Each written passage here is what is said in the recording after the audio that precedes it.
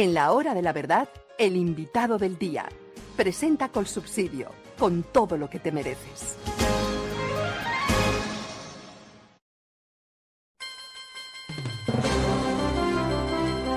Estamos con un gran pensador y analista político, José Alvear Sanín. En el momento del amor, en el momento de la Semana Mayor, donde exaltamos la pasión del Señor y su resurrección, su triunfo sobre la muerte, lo que lo trajo a este mundo para salvarnos. En ese momento tenemos un presidente que odia a la humanidad y un gran escritor que lo ha puesto de presente. Cómo ese presidente sigue al pie de la letra el catecismo comunista. Válganos Dios. José Alvear Sanín, muy buenos días. Muy buenos días, doctor Fernando. Muy agradecido con su invitación y quiero darle también las gracias por habernos presentado al Padre Bonilla, que en estos días santos nos indica el camino. Y ante la pasión cercana de Jesús y de la patria, tenemos que ponernos en manos de Dios. No queda otra cosa, no queda otra esperanza, pero es una gran esperanza, ponernos en manos de Dios. Y bueno, ¿cómo es esto? Que tenemos un presidente que odia a la humanidad y que sigue al pie de la letra el catecismo comunista. Usted estremeció al país con una columna maravillosa escrita sobre ese tema. Cuéntanos. Muchas gracias, doctor Fernando. Realmente desde mi juventud conocí el catecismo de Nechaev. El catecismo son las reglas en las que debe inspirarse el revolucionario. Este catecismo es un compendio de lo que debe ser la acción revolucionaria. Y es breve, atroz, y es fundamental que lo conozcamos. Porque la tragedia del país es que vamos hacia el abismo, porque nuestros políticos ignoran lo que es el comunismo. Muchos de ellos creen que desapareció con la caída del muro, o piensan que con ellos se puede negociar, que se puede confiar en que van a respetar la Constitución y la ley, que bajo su dominio habrá elecciones libres, que los resultados serán respetados, que se entregará el poder. Entonces, es muy bueno que reflexionemos sobre lo que ha dicho Nechaev desde 1880 y que miremos el parecido extraordinario entre Nechaev y el señor que nos está desgobernando. Yo creo que es necesario, mi querido doctor y queridos oyentes, que nos detengamos un poquitico en ese catecismo. Es un texto muy breve, son 3 páginas, 25 puntos, no hay excusa para ignorarlo. Yo en los próximos meses me propongo difundirlo ampliamente porque es necesario que el pueblo colombiano lo conozca. Mire, doctor, la parte fundamental es el comienzo. Dice que el revolucionario es un hombre condenado, no tiene intereses, ni negocios, ni sentimientos, ni ataduras, ni pertenencias. Todo en él está absorbido en un solo interés, un solo pensamiento, una sola pasión, la revolución. Él ha roto, dice el punto 2, con todo, con todos los lazos del orden civil, con el mundo civilizado, con las leyes, los decoros y las convenciones. Para él, el mundo es un enemigo implacable y continúa viviendo en él solo para destruirlo mejor. En el punto 3, él habla de que se desprecia todo razonamiento y que se rechazan las ciencias. La única ciencia para él es la ciencia de la destrucción. El objetivo de su vida es uno solo, la destrucción más rápida y segura del sistema que él llama asqueroso. Y ahí viene el punto 4. El revolucionario desprecia la opinión pública. ¿Cómo les parece pues cuando uno sale con un travesti por ahí a pasear, siendo presidente de la República, o cuando exhibe la drogadicción y el alcoholismo, o cuando tiene toda clase de relaciones con gente extraña, cuando recibe bolsas de dinero, etcétera? El revolucionario desprecia la opinión pública, odia todos los motivos y manifestaciones actuales de la moral. Y luego continúa, esto es fundamental, para un revolucionario es moral todo lo que contribuye al triunfo de la revolución, e inmoral y criminal todo lo que la obstaculiza. Ahí está la síntesis del pensamiento revolucionario. Ese es el axioma de Lenin. Y Lenin reconoció siempre la influencia que sobre él tuvo Nechayev, aunque muchas veces los marxistas han dicho que eso es una mentira, que eso es una fabricación, que eso es apócrifo, que eso no los representa a ellos. Claro, había que decir de dientes para afuera que no estaban con Nechayev porque hay que ganar elecciones, hay que presentarse con un rostro sonriente como defensores del pueblo, etcétera, etcétera. Hay una cosa importante. En el Chávez insisten que todos los sentimientos blandos que estropean, como el parentesco, la amistad, el amor, la gratitud e incluso el honor, deben ser sofocados por la fría y única pasión de la causa revolucionaria. Hay una sola alegría, un solo consuelo, una sola satisfacción, el éxito de la revolución.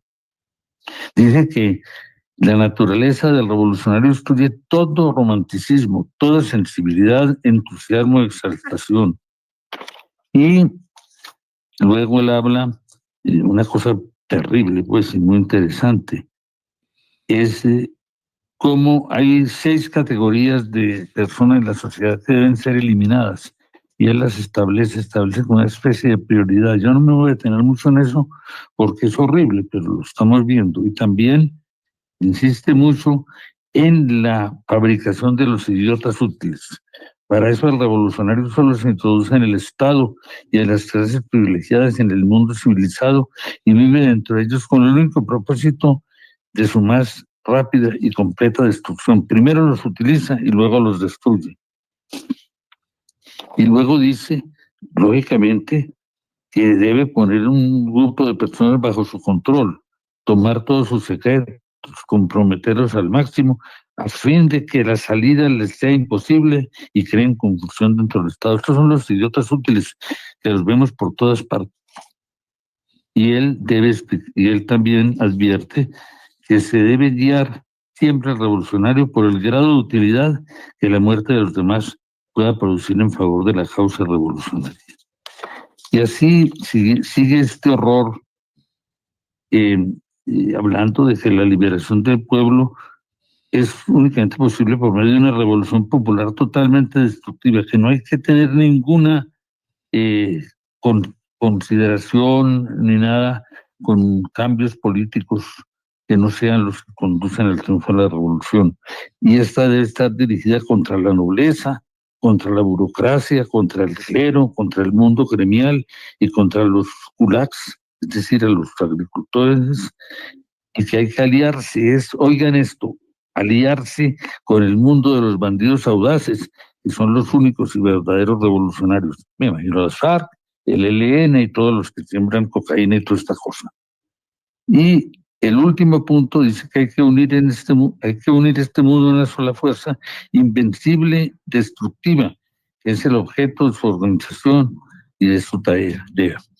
Entonces, nuestros políticos creen que el comunismo desapareció con la caída del muro, que se puede negociar con ellos, etcétera. Y por eso es importante que conozcamos esto, porque estamos divididos, ellos están unidos. Petro lleva 31 meses preparando su reelección y en un remotísimo caso su reemplazo por otro igual o peor. Pero en cambio las fuerzas democráticas están cada vez más atomizadas. No sé si son 50 o 60 los que se creen candidatos y entonces no tenemos una preparación, no se prevé cómo controlar el fraude, no existe un programa, no se sabe dónde va a salir la financiación, no hay equipos preparando la reconstrucción del país. Bueno, y la empresa electoral no se improvisa en los 2 mesecitos que transcurren entre la elección del Senado y la elección presidencial en el año entrante. Esa es una empresa demasiado importante y demasiado difícil que no se puede entregar al azar a quien de pronto en el año 26 manifieste estar más cerca del electorado, así sea, por ejemplo, un tipo propulsado como Fajardo. Hombre, inclusive están haciendo creer al país que Claudia López es de derecha o de centro. Bueno, dejemos ese tema electoral para más tarde, porque hay que tener en cuenta cuál es la situación real del país, por desconocer lo que es el comunismo y a dónde conduce el comunismo. Es claro que el triunfo de Petro es parte de un plan establecido desde hace años. El fraude electoral en las elecciones legislativas y presidenciales lo inició en su última etapa. Con un fuerte apoyo del legislativo y con la obtención del ejecutivo se empieza a desarrollar el plan revolucionario. Ya se tienen los entes de control. La fiscal es una vieja que ha sido partícipe de la labor de las FARC. El procurador es un politiquero, un puestero, capaz de hacer cualquier cosita para colaborar con el poder. El controlador es igualmente inútil. Nadie recuerda siquiera quién es el registrador, y Petro ya está acercándose a la mayoría del Consejo Nacional Electoral. Es vergonzoso cómo acaban de nombrarle un magistrado amigo.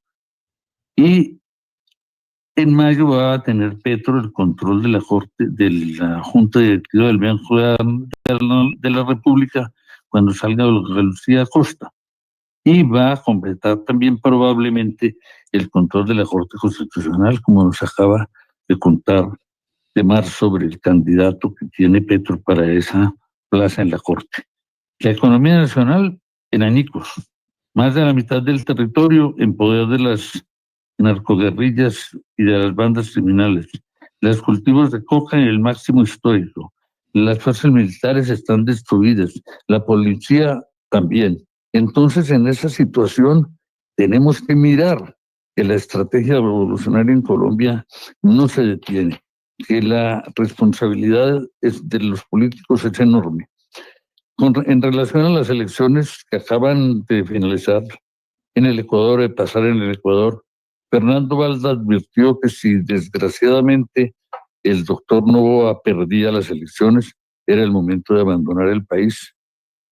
Pues ojalá en Colombia no nos ocurra algo parecido. Si el año entrante Petro se reelige, logra reelegirse o imponer a uno de sus corifeos, la situación del país será terrible y lo único que quedará para la juventud será emigrar, porque el comunismo es inevitable causante de la miseria y del hambre. Y el comunismo además tiene un cinismo espectacular. Fíjense ustedes que la reacción de Maduro frente al triunfo del Ecuador es decir que el señor Noboa fue elegido por un fraude horroroso. Entonces, eso nos pinta la clase de individuos que son Petro, que son Maduro, que son los de Nicaragua, que es el de Cuba. Tengamos prudencia, trabajemos, no olvidemos que Colombia es como un tesoro maravilloso que no se puede entregar a los delincuentes, que la revolución es el camino que tiene el AMPA para poder hacer el control de los países. Nada menos que eso, y hay que prevenir al país de lo que viene. En Venezuela no creyeron y mira lo que tiene. Cuba no pudo salir nunca de lo que significó Fidel Castro. Y ahí está Nicaragua, en poder de una pareja que hace del país lo que le viene en gana. Usted dice, los colombianos tendrán que pensar en salir. La pregunta es salir ¿para dónde? ¿Para dónde? Los venezolanos, cuando menos, han tenido el consuelo de venir a Colombia cuando todavía es vivible. El catecismo comunista. Oigamos las voces que nos dicen qué es realmente el comunismo para que no entramos en un proceso de debilitamiento de las fuerzas de lo que se llama la derecha, porque ese es el fin de Colombia. José Alvear Sanín, un abrazo muy estrecho. Gracias, doctor. José Alvear Sanín, qué grande analista, qué grande pensador. advirtiendo lo que aquí va a pasar. Si Petro se reelige, dirán, pero está prohibida la reelección. No, está prohibido el fraude también. Y miren lo que pasó en Venezuela. Qué Ya duro. nadie se acuerda del presidente que fue realmente electo y a María Corina la han dejado sola. Eso es lo que va a suceder mientras el país está vuelto pedazos. Bueno, vamos para allá. Ha hecho falta lectura, doctor Fernando. Ha hecho falta lectura y el profesor José Alvear Sanín nos da la gran oportunidad de conocer estos puntos del catecismo comunista para leerlo. Vamos a publicarlo en la página de la Hora de la Verdad para que todos tengan acceso a ese importante documento que lo ha resumido muy bien en cada uno de sus puntos y lo ha publicado para que todos tengamos acceso a él. Doctor Fernando, y es que eso no resulta diferente a lo que dice el libro negro del comunismo. Fíjese usted cosas tan elementales como el ataque que hace el comunista de la familia. Promueven ideologías de género, confunden la identidad, hacen que los niños no se sientan niños sino niñas y las niñas se sientan niños, desintegran el rol del papá y la mamá. Recuerden lo que dijo el ministro de Salud la semana pasada. Los hijos no son de los padres, la patria potestad la tiene y es del Estado. Lo dijo el ministro de Salud. Muchos dirán, ay, es que ustedes son exagerados, ¿no? Recuerden lo que es el ministro de Salud. Pero además, entonces, dejan al pueblo o a la ciudadanía sin estructura familiar y es mucho más fácil de controlar. Ese manual de comunismo, del comunista, doctor Fernando, habla del control de la educación, de una educación ideologizada. Y eso es lo que nos ofrece FECODE. Realmente, yo no sé si la gente a veces, doctor Fernando, mide o por lo menos compara un poquito lo que dice el libro negro del comunismo, lo que dice el catecismo del comunista que acaba de enseñarnos el doctor José Alvear Sanín, con lo que le está pasando al país. Si lo revisan y si lo comparan, hay motivos para asustarse. Y me encantó eso que usted acaba de decir, doctor Fernando. Sí, en Colombia está prohibido violarse los topes electorales, volarlos. En Colombia está prohibida la corrupción. En Colombia está prohibido elegirse con dineros y con apoyo de la guerrilla, de las FARC o del ELN o de los paramilitares. ¿Y Gustavo Petro cómo llegó al poder? ¿Mm? De nada sirve Bueno, que esté prohibido. y lo estamos viviendo y lo estamos padeciendo.